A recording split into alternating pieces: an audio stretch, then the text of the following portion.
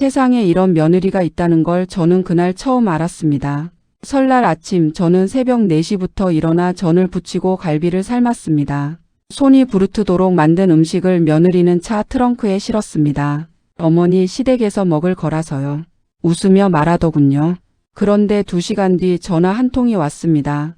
휴게소 직원이었습니다. 어르신 혹시 트렁크 가득한 명절 음식이 여기 버려져 있는데요. 연락처가 적힌 메모가 있어서요. 저는 그 자리에서 주저앉았습니다. 차갑게 식어버린 갈비찜처럼 제 마음도 그렇게 식어갔습니다. 하지만 이후 드러난 진실은 저를 포함한 온 가족을 무너뜨렸습니다. 제 이름은 박순자, 올해 72살입니다. 경기도 성남시 구도심의 낡은 빌라 3층 방 2개짜리 집에서 혼자 삽니다. 남편 최재봉 씨는 10년 전 심장마비로 먼저 떠났고 그 뒤로 저는 아들 최민준 하나만 바라보며 살아왔습니다. 민준이는 36 대기업 과장입니다. 며느리 이수지는 34살 어느 외국계 회사 마케팅팀 대리입니다. 결혼한 지 이제 4년 됐고 3살짜리 손자 시우가 있습니다. 아이 얼굴만 봐도 배가 불렀습니다. 민준이는 착한 아이입니다. 제가 그렇게 믿어왔습니다. 명절이면 꼭 전화하고 어버이날엔 빠짐없이 카네이션을 보냈습니다.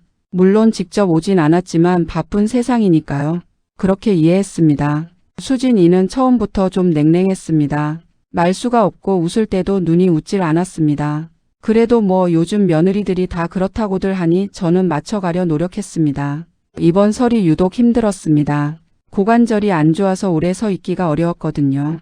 그래도 했습니다. 아들 가족이 오면 뭐라도 푸짐하게 먹여야 한다는 생각 하나로 새벽 4시에 일어나 전 반죽부터 시작했습니다.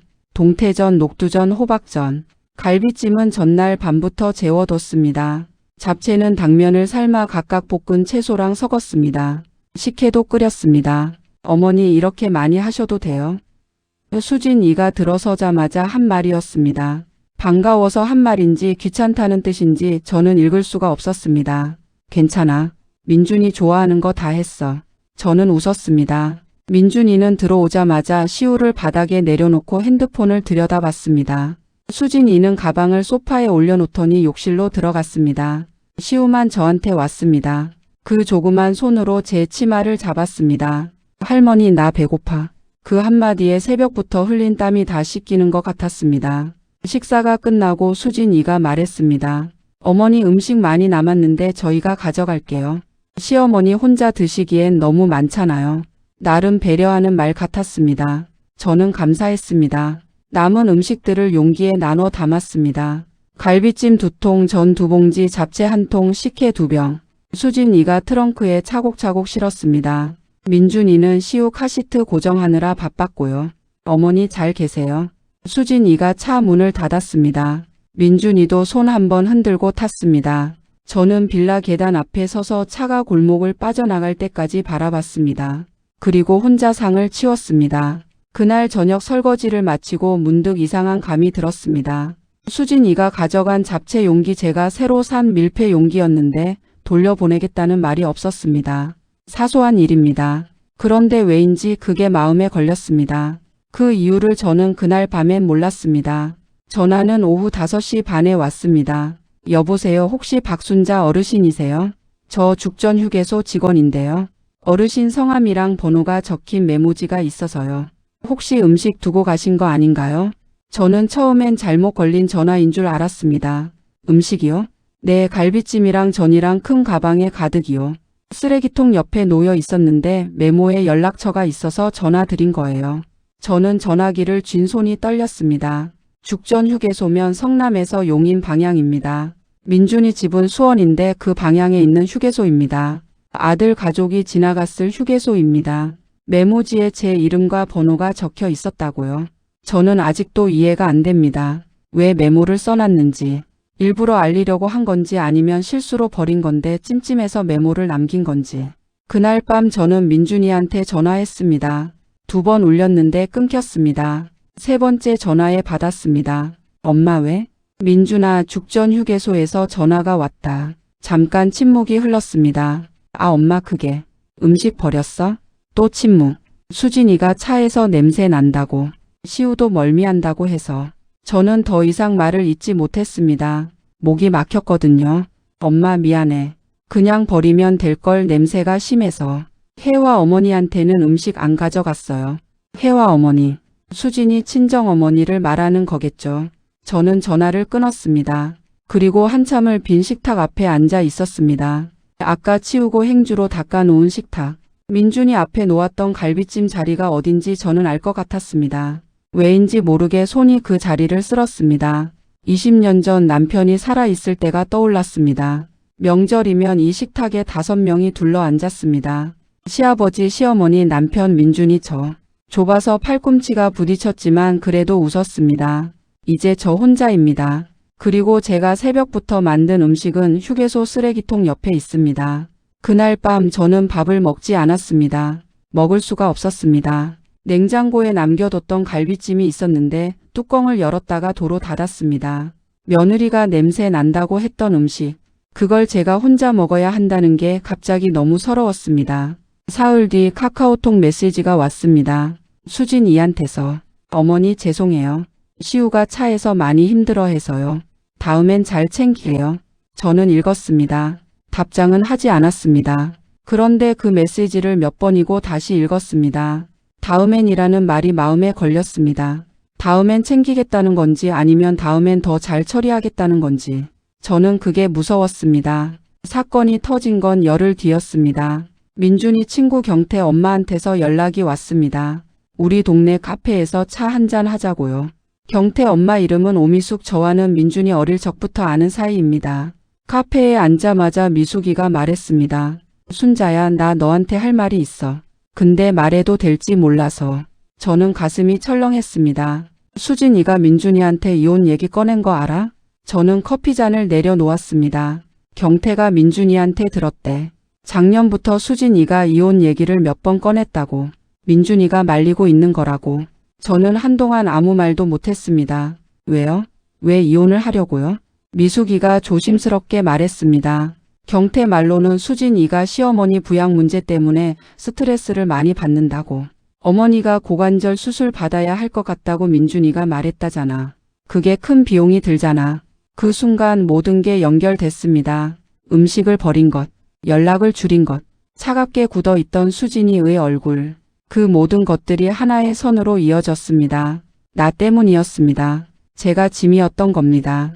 저는 카페 창밖을 바라봤습니다. 명절이 끝나 거리는 한산했습니다. 지나가는 할머니 한 분이 보였습니다. 혼자 장바구니를 들고 천천히 걷고 있었습니다. 저는 그 할머니가 부러웠습니다. 적어도 저 할머니는 자기가 짐인지 아닌지를 모를 테니까요. 집에 돌아와 저는 남편 영정사진 앞에 앉았습니다. 남편은 웃고 있었습니다. 생전에 참 잘 웃었던 사람. 당신 알고 있었어? 내가 짐이 될 줄. 남편은 물론 대답이 없었습니다. 그날 밤 저는 고관절 수술 견적서를 꺼냈습니다. 반년 전에 병원에서 받아온 것. 하지만 그냥 서랍에 넣어뒀습니다. 민준이한테 말하지 않으려고요. 아들한테 짐이 되긴 싫었거든요. 그런데 수진이는 이미 알고 있었던 겁니다. 민준이한테서 들었겠죠. 저는 견적서를 다시 서랍에 넣었습니다. 그리고 결심했습니다. 수술은 하지 않겠다고. 그 결심이 흔들린 건 또 다른 전화 때문이었습니다. 봄이 왔습니다. 고관절이 더 나빠졌습니다. 계단을 오르내리기가 겁날 정도였습니다. 하지만 저는 버텼습니다. 어느 날 저녁 민준이한테서 전화가 왔습니다. 목소리가 이상했습니다. 떨리는 것 같았습니다. 엄마, 나 할 말 있어. 응, 해봐. 수진이가 분가하자고 해. 우리끼리. 엄마는 어떻게 생각해? 저는 처음엔 잘 이해가 안 됐습니다. 우리는 원래 같이 살지 않았으니까요. 무슨 분가? 우린 같이 살지도 않잖아. 그게 아니라 엄마가 나중에 혼자 못 살게 되면 우리랑 같이 살자고 했었잖아. 그 얘기가 아직 마음에 걸린대. 수진이가 그 전제 자체를 없애자고. 아, 그 얘기. 남편이 죽고 나서 제가 한번 말한 적 있습니다. 나중에 내가 정말 못 살겠다 싶으면 민준이 옆에 작은 방이라도 구해도 되겠니? 그 말이었습니다. 엄마, 그냥 요양원이나 복지관 같은 데를 미리 알아봐 두는 게 어떨까 싶어. 수진이 말도 맞고 솔직히 나도 좀 더 이상 듣지 않아도 됐습니다. 알았어. 엄마 화났어? 아니, 미안해. 엄마한테 이런 말 하기 싫었는데. 괜찮아. 알았다고 했잖아. 저는 전화를 끊었습니다. 요양원. 그 단어가 방 안을 가득 채웠습니다. 벽지도 천장도 그 단어로 덮여 있는 것 같았습니다. 저는 한참을 그 자리에 서 있었습니다. 다리가 아픈지 안 아픈지도 몰랐습니다. 남편 사진을 봤습니다. 웃는 얼굴. 생각해보면 남편이 살아있을 때도 수진이는 그랬습니다.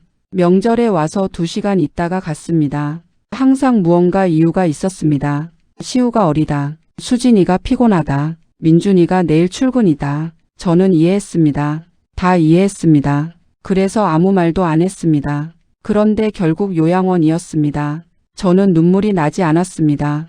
이상하게도 눈이 뜨겁긴 했는데 눈물은 나오지 않았습니다. 다 말라버린 것 같았습니다. 그리고 그때 책상 서랍에서 봉투 하나가 눈에 들어왔습니다. 남편이 남겨준 것. 남편 재봉 씨가 남긴 봉투. 10년 전 남편은 죽기 사흘 전에 저한테 이걸 줬습니다. 내가 가고 나서 열어봐. 근데 많이 힘들 때 열어봐. 그 말을 남기고 갔습니다. 저는 10년 동안 열어보지 않았습니다. 그날 밤 처음으로 봉투를 열었습니다. 편지지는 낡아서 조금 바랬습니다. 남편 글씨체가 거기 있었습니다. 삐뚤삐뚤하지만 또박또박한 그 글씨. 순자에게. 당신이 이걸 열었다면 정말 힘든 때가 왔나 보. 내가 없어서 미안하오. 나는 당신이 걱정됐소. 민준이가 착하긴 한데 착한 거랑 강한 건 다르잖소. 그 아이는 사람한테 못되게 굴질 못해. 그러니까 며느리 눈치를 볼 거요. 나는 그게 걱정됐소. 근데 순자 당신도 알잖소. 우리 아들이 당신을 사랑한다는 거. 표현을 못해서 그렇지. 내가 당신한테 부탁이 있소. 아들을 미워하지 마오. 며느리도 그 사람들도 다 힘들 거요. 요즘 세상이 다 그렇잖소. 부모가 짐이 되는 세상. 하지만 당신은 절대 짐이 아니오. 내가 장담하오. 당신은 민준이를 세상에 내줬소. 그것만으로도 충분하오. 당신은 다 했소. 수술 필요하면 해요. 아프면 치료받아요. 당신 몸은 당신 것이오. 누구 눈치도 보지 마오. 나는 항상 여기 있을 거요. 재봉. 저는 편지를 읽고 또 읽었습니다. 그제야 눈물이 났습니다. 오래 참았던 것들이 한꺼번에 쏟아졌습니다. 휴게소 전화를 받던 날부터 요양원이라는 말을 들었던 밤까지.